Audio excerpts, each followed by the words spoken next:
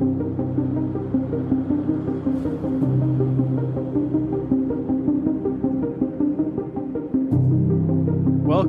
everyone, to the Hecate's Doorway podcast. Welcome back. We're definitely not doing this over again because we're fucking scramble brains. Because Brian here kind of messed up a little bit, but it's okay. I have too. We all make mistakes. It's okay to make mistakes. Also, this show's very soft. Yeah. This show's very soft. It's a very soft shirt. Very soft. Yeah. Yeah. Yeah. I'm gonna steal it. I got off of Walmart for $5. Give me that now. Alright, what are we talking about? I've already done this. Let's do it again. Bundy. Ted Bundy, yes. As I said last time, you all don't know that, obviously. You won't know any of it because it's never existed. I just deleted it. Yes, we're doing another serial killer. This is our last serial killer for a little while. Taking a break. Didn't even realize we basically did 3 back-to-back. I know, right? But, yeah. No, we'll take a little break. After this, I have some cool stuff in mind. We'll do a little more history, a little more spooky. Spooky. Ooh. Oh, I want to drink of blood. Your credit score was lowered to 500. Oh no! Wait, that only affects white people. I think it affects non-white people too. I don't know. Yeah, you're right. It affects everyone in this dog shit country. Yep. I'm just kidding, I love this country. Don't we all? Yeah, we do, yay. Okay, yes, we're covering Ted Bundy because what kind of true podcast would we be if we did not cover this piece of shit?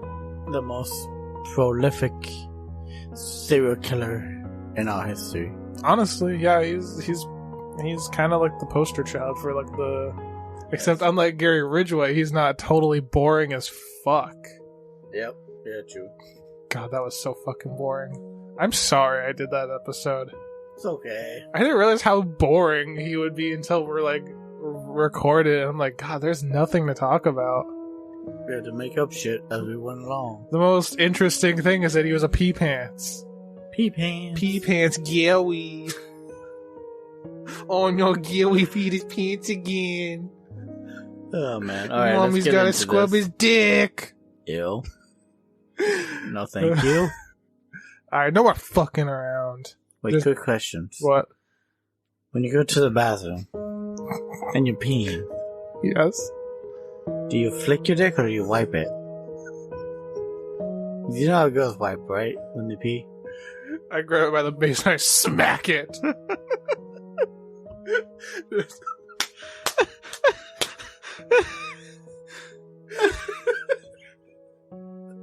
What the fuck is wrong with us?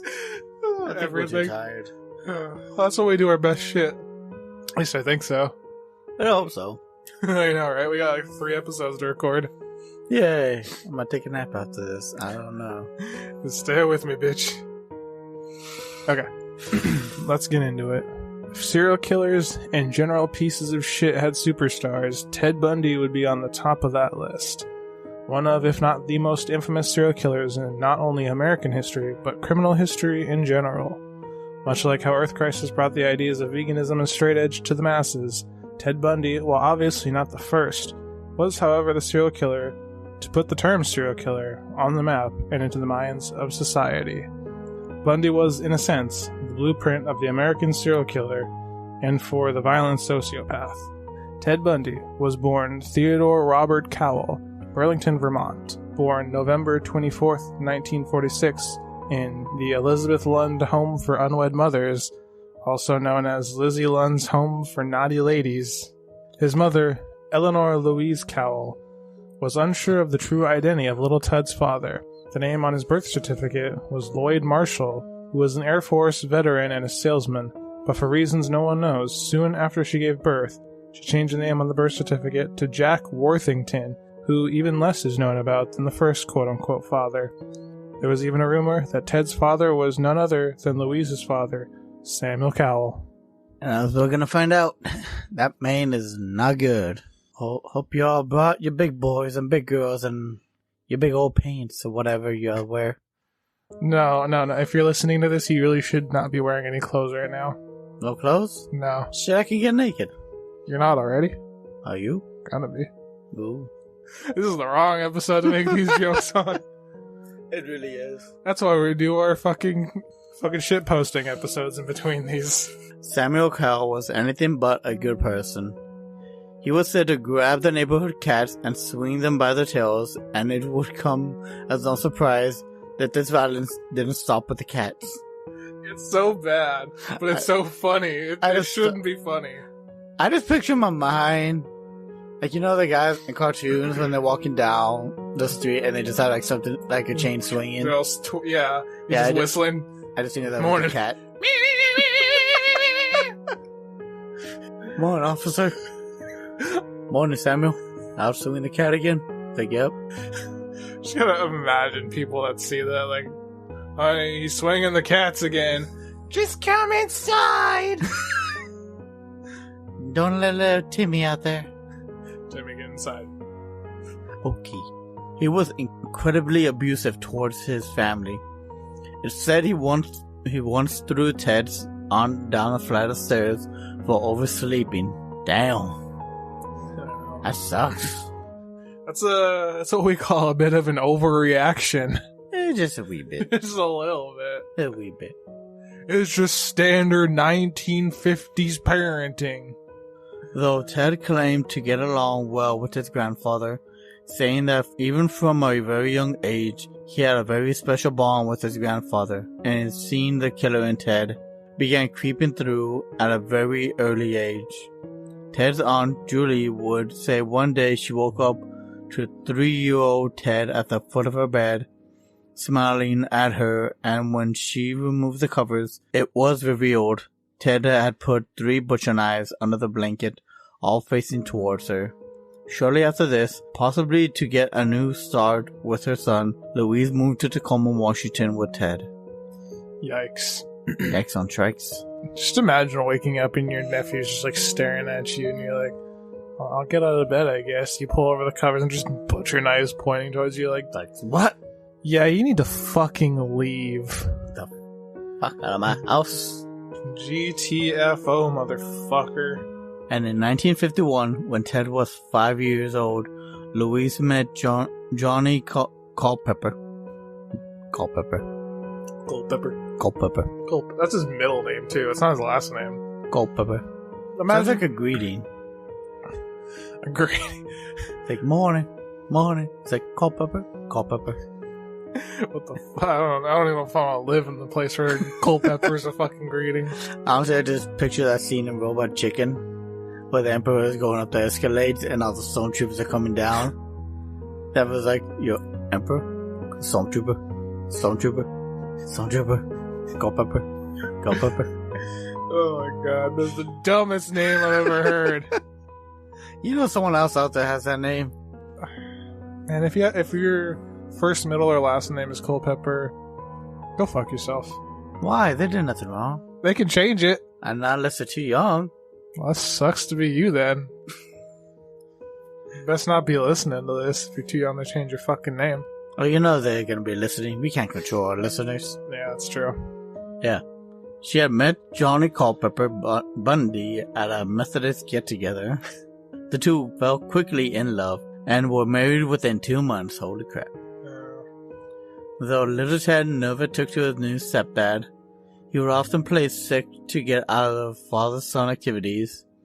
He thought of Johnny as lesser than him. He couldn't make the kind of money to give him and his mother the high-class life he believed he deserved and looked down on him for it. Such a piece of shit. Yeah, and guess what, Ted? You never got that lifestyle either. No, you really didn't. No. He could have, but he didn't, because he started killing. God, what a piece of shit. Ted was a bit of a loner, opting to listen to the radio rather than play with other kids. Definitely not me. He didn't listen for the music, though. He preferred to listen to talk radio, as it gave him the feeling of eavesdropping on other people's conversations. Aside from talk radio, he claimed his other fascination was porn. He claimed that even before he'd moved to Washington, he'd spend hours with his grandfather's collection of whatever hardcore porn was in the late 40s, early 50s. He claimed that porn broke his brain and was at least partially responsible for his killings. Amongst many other things, he would later try to blame those killings on. Yeah, no, Ted was just fucked up. Ted was just fucked up. Though when he turned 18, his criminal records and arrests prior were shredded. We do know that he was both a pathological liar and a kleptomaniac, as well as having been arrested twice for attempting car theft. He also apparently really enjoyed stealing ski equipment. He seemed to love skiing for the sole reason of it being a rich kid sport. Only reason he liked it. He wanted that lifestyle. He wanted that lifestyle, yeah. So basically, we don't really know much about him prior to being 18, other than what we just mentioned, but he seemed to steal a lot of shit. That was kind of his thing. Yep. On top of skiing, Ted also seemed to think that learning Chinese would be the next step to greater power for him. When he enrolled in UW, he took Chinese language classes because he believed that China would eventually take over the world. Jesus. And while in college, he would also meet Stephanie Brooks, who he would bum rides off of up to the mountains to go skiing with. Ted would seem to fall in love with Stephanie, if that was even possible for someone like Ted Bundy. But it didn't seem to be the same for her. Sure, he was a fun college fling type of guy, but he was off. So whatever kind of love Ted thought was between them was absolutely a one-way street.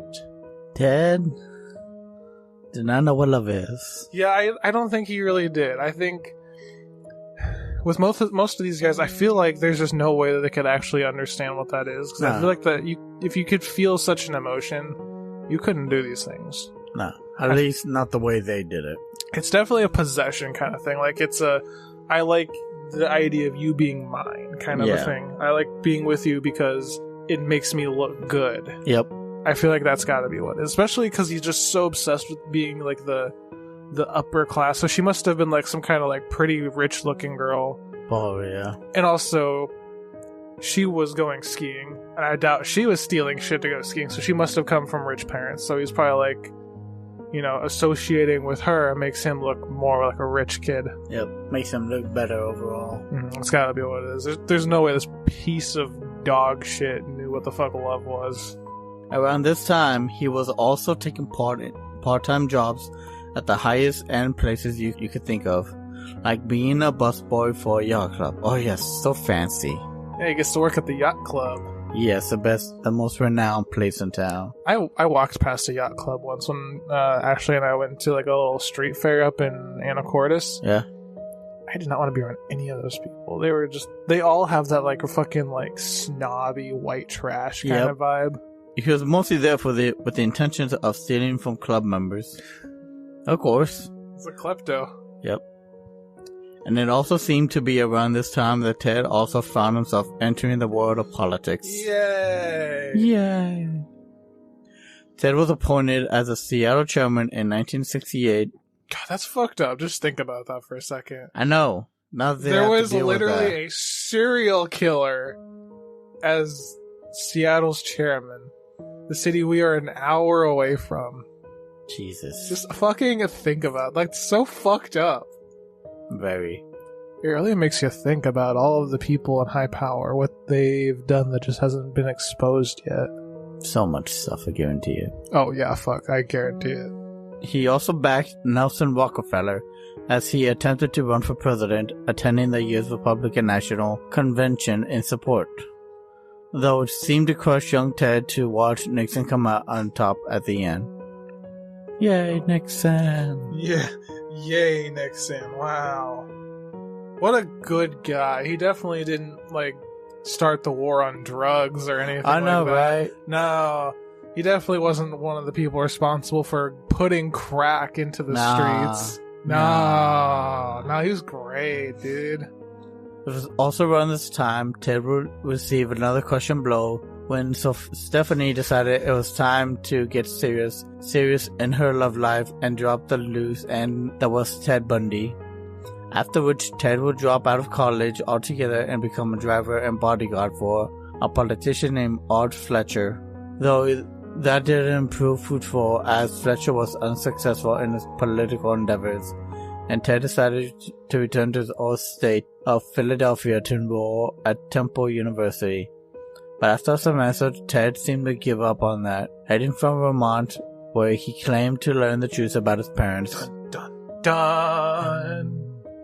Learning the man he'd known as his father was truly his grandfather, and his sister was his mother. Though there are accounts by some of Ted's high school friends that on several occasions he would call Louise mom, so it could have been something he'd already knew for a long time. And with the myriad of things he'd later try to blame his murders on, claiming this as a catalyst for all of them, all seems like another lie in Ted's tool belt of bullshit. Yeah, I found that kind of interesting. People were just claiming, like, a lot of times when he would meet his, sister, he would call her mom. Yeah. And just with the amount of things he tried to blame because he also blamed it on Stephanie.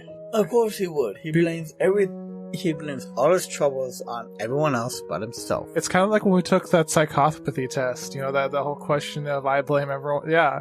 It's kind of like serial killers blame everything on everyone else. I know, right? It is kind of eerie, though, because I think, like, the majority of the women he killed all looked like her. Yeah. But, I mean, man just had a type. Yep.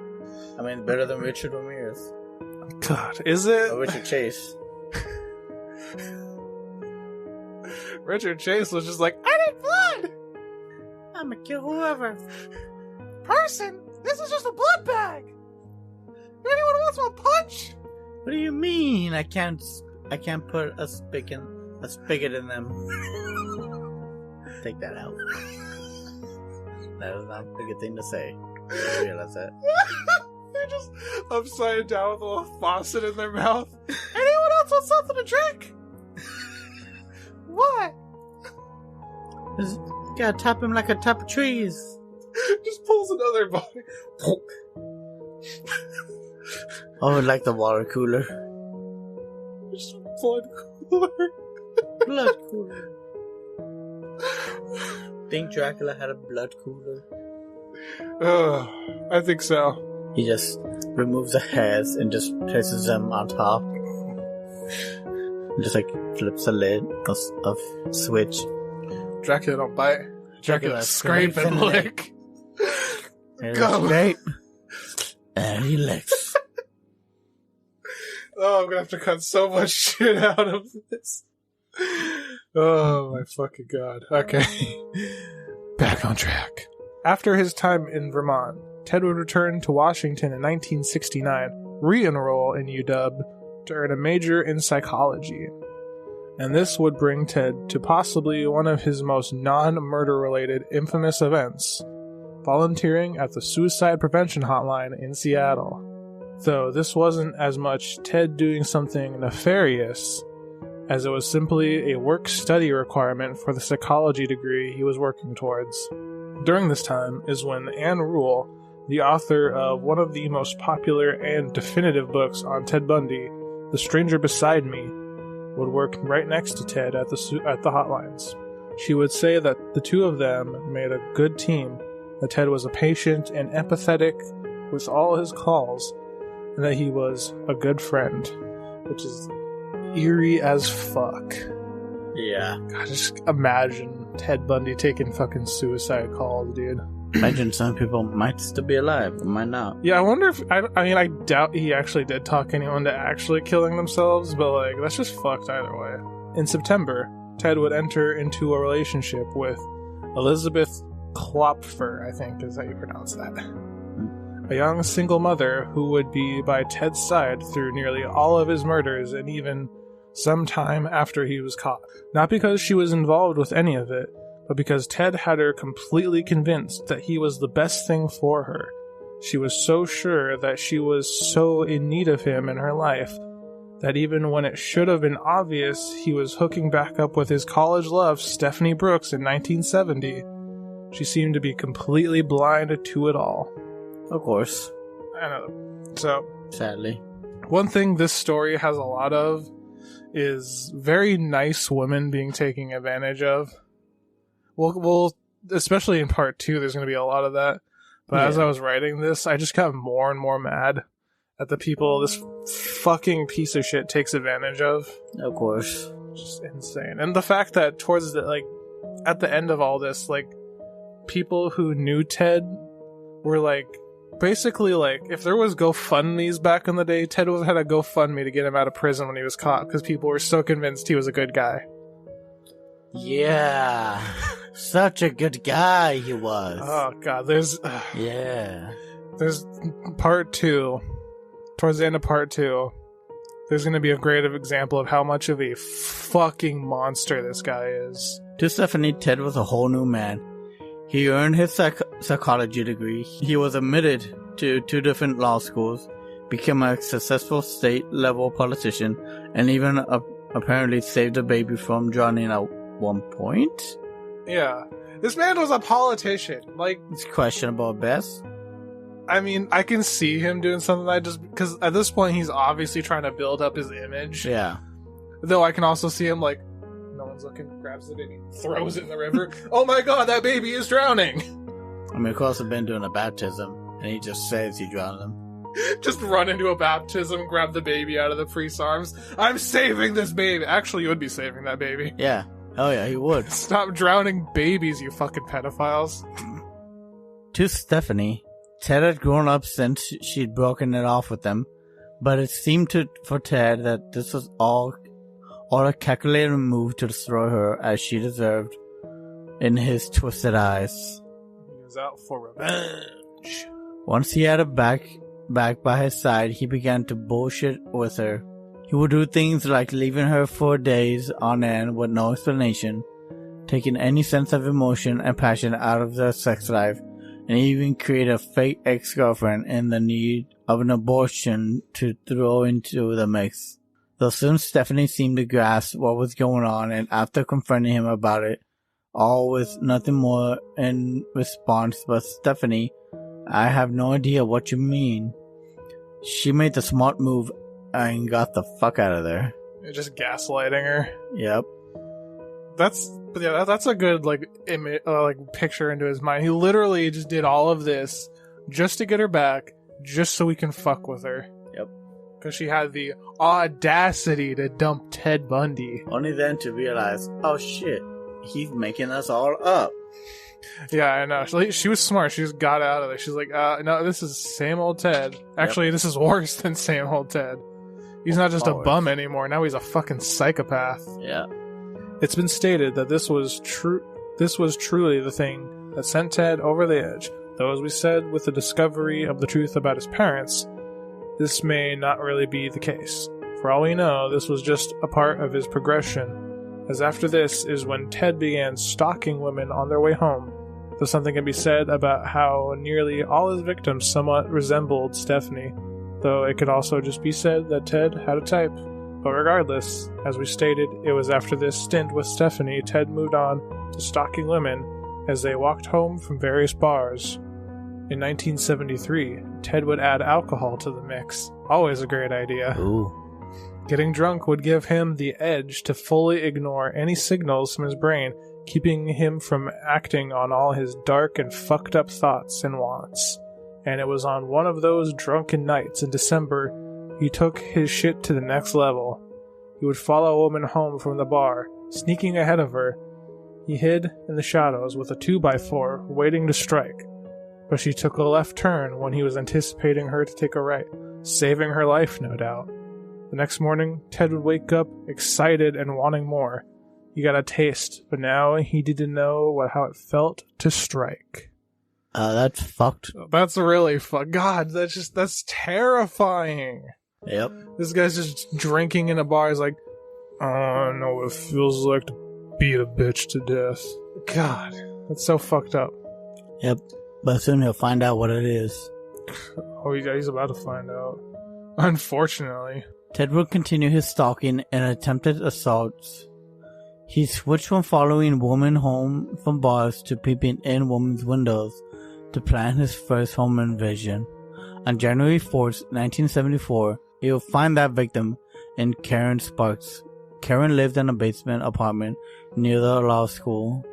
On the 9th of January 4th, he snuck into the said apartment, found her bedroom, and beat her, then sexually assaulted her with a metal bar, twisted off at her bed frame. Ow. Yeah.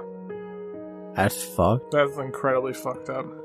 The next morning, her roommate would find her, and though she wasn't dead, the poor woman was left with permanent brain damage.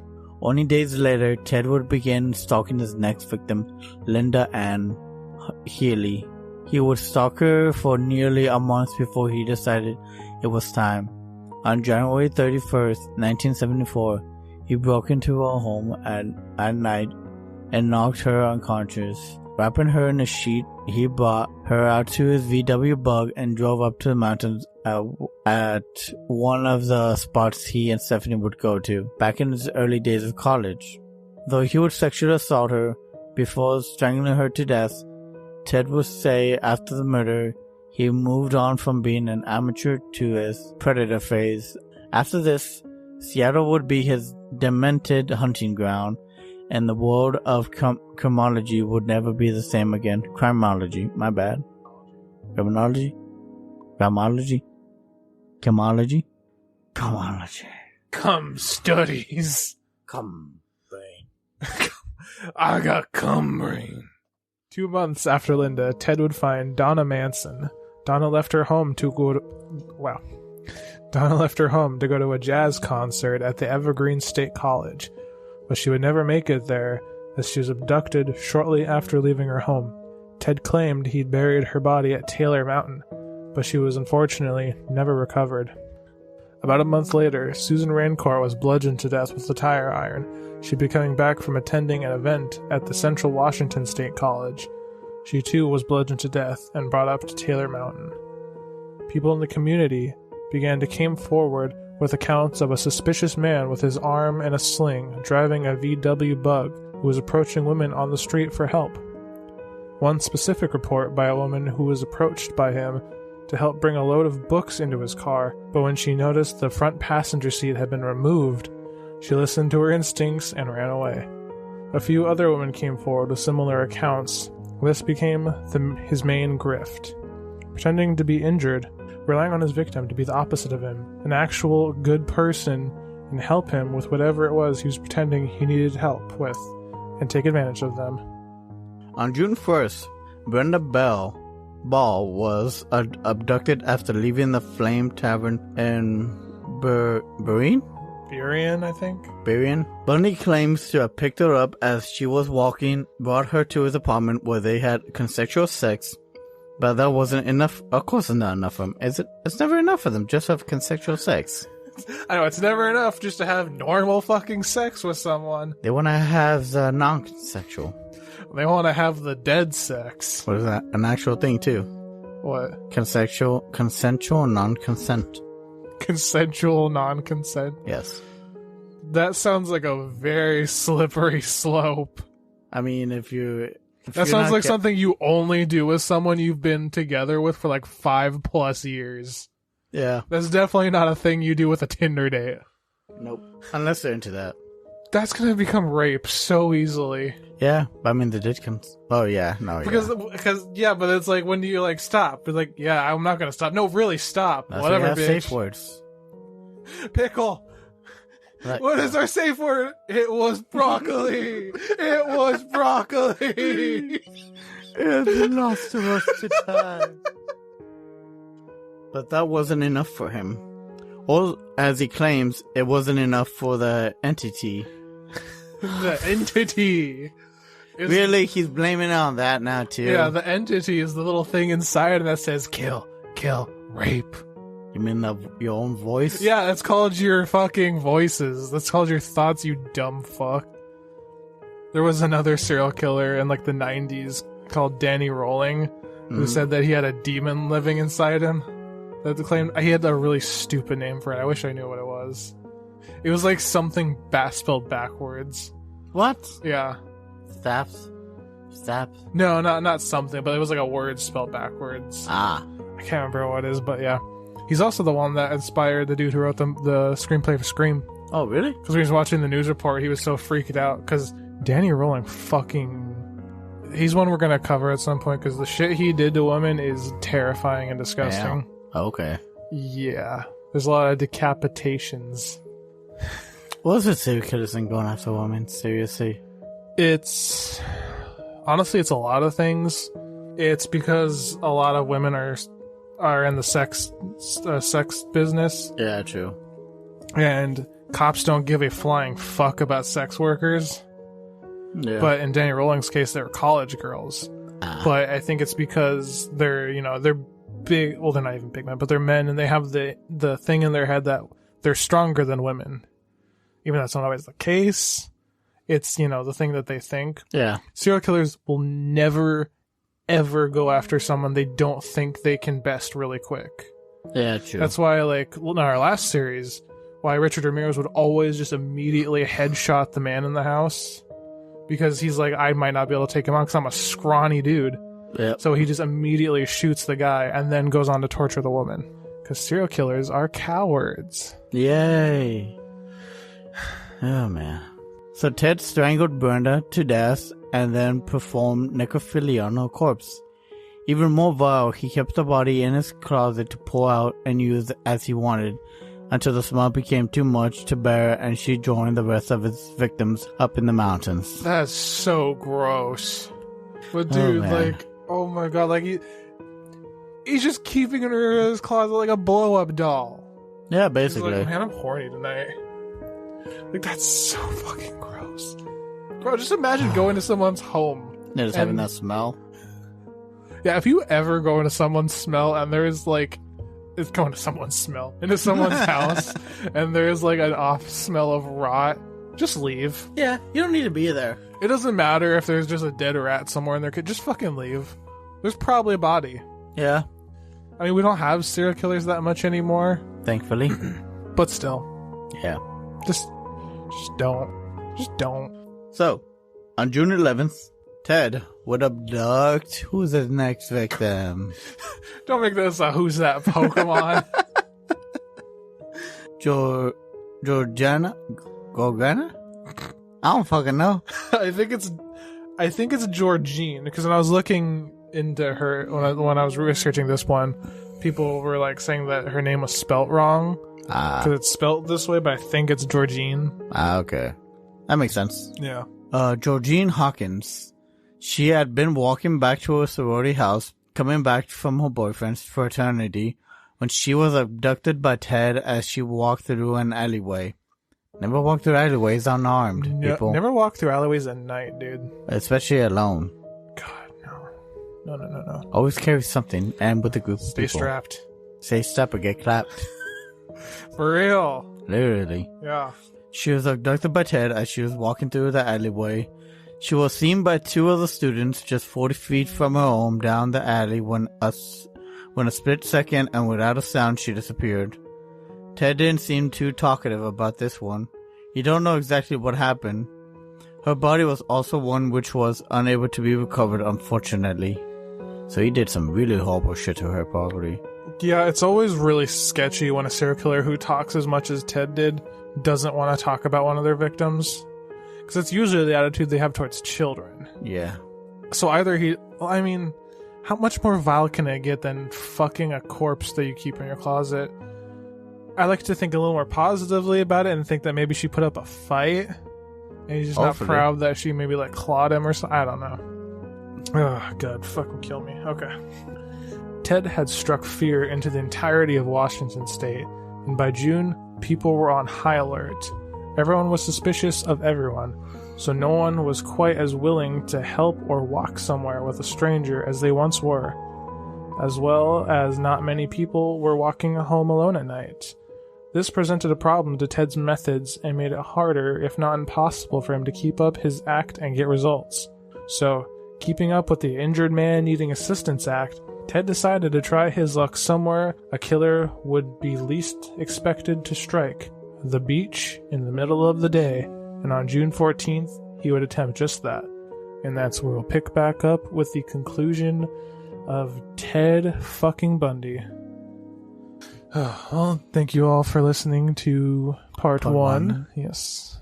We will be back with part 2 later. Yes, we will. It will be disgusting and aggravating, and it'll be kind of interesting. Yeah. As well as slightly morbid curiosity. But thank you all for listening, As always, make sure to rate us wherever you're listening. 5 stars. I don't want to see any of this. I mean, just rate. I don't even care at this point. Just rate. Just rate us. I don't even care if you give me a 1. I'm Guess desperate. what? You'll get all the cakes now. I don't even care. Just rate us, please. Fine, 4 stars. Max. Minimum 4. We'll lower the bar for you lazy fucks. Yeah, lazy. Who am I kidding? I'm lazy to rate shit too. I know, I never do. I try not to rate shit just because I don't want to. Be the change you want to see. No, for real, that'd be really cool. All of our links are in the show notes. Patreon, Twitter, email. Yeah. Merch. We got some sweaters if you want to put those on. With their own individual sigils now. Yeah, we got some fucking cool sigils. I definitely don't wear my merch when I go everywhere. I'm not kidding. I kind of do. Yeah. I mean, you get a lot of people asking questions, so that's a good thing. Yeah. I'll become my own walking billboard. Hell yeah. Sometimes the best way to promote yourself is by using your own body. That sounds wrong, but it's true. Should we give a quick description of our own sigils? I don't think that would translate very well in an audio medium. Yeah, you're right. If you want to see what we're talking about, follow the links in our show notes and go look at the merch page. Yeah, just look at what they are. You don't have to buy them, just look at them. So we get some fucking traffic through the websites. Puts the lotion in the basket or can get the hose again. Alright. Hail Satan. Blessed be y'all.